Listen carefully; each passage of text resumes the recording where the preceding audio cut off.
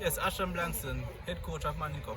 Mr. Blankson, tough game today away from home, Excelsior. How you do evaluate the team performance today, and what you think you need to work on going forward from here? I mean, I think we're proud of the boys. They fought till the last. Some silly mistakes. I think in transition, Excelsior did catch us and they did convert well. So it's going to the drum, but working on those things in transition, I think will get us back to where we are winning with.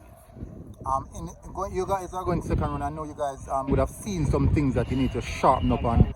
What would be some of the areas that you think really need to sharpen up on? I mean, when you move to the next stage of any competition, it's just everything you try to do faster, stronger, better at. I mean, as I mentioned, the transition, putting the ball in the net, I think there's some areas that would love to bring to the second round. So that's what we've been working on. All right. How you think about the team performance today on an overall aspect and for the entirety of the first round? What would you rate your team for the entirety of first round performance-wise? I mean, the performance have been great. I mean, this is the first loss. I think the effort is being what we want to give them a 10 out of 10 on. They put themselves in a position to advance. We have a lot of 15-year-olds, some 14, some 13-year-olds going into this next round. I think we really have to do more. It's going to be a challenge for the next one because we now have some players moving down to under 16.